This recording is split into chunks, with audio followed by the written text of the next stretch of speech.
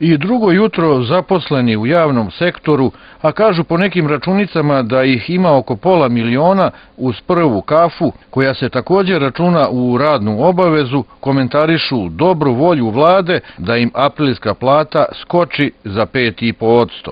Skoro opšta reakcija je, al se Mirko pretrgao.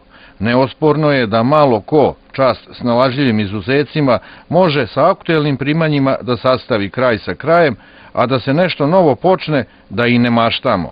Međutim, slobodna procena izbacuje da na mesečnom nivou za 500.000 zaposlenih ovo povećanje iznosi skoro 20 milijardi dinara.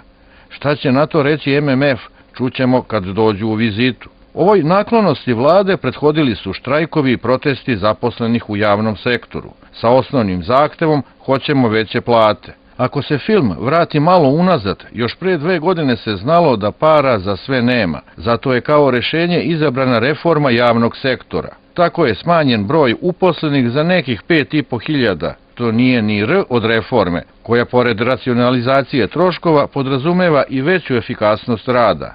Zato para za opravdano veće plate jednostavno u državi koja se bori da izbegne bankrot nema, niti će skoro biti. Da li se uskoro može očekivati da zaposleni u javnom sektoru počnu daju otkaze?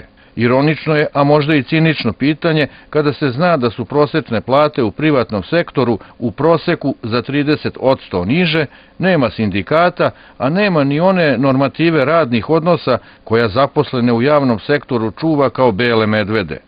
I šta će biti posljedica? Ništa novo, već viđeno. Međuljudski odnosi užarit će se, ali na onom negativnom energentu.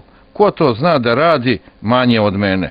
Ako se zna da je temeljna reforma javnog sektora uslov za ekonomske, odnosno za razvoj profitnog sektora, realna nada za boljitak, sve je tanja. Lokalni, usamljeni izuzeci iz ove priče samo potvrđuju pravila, letargije i kratkovidosti.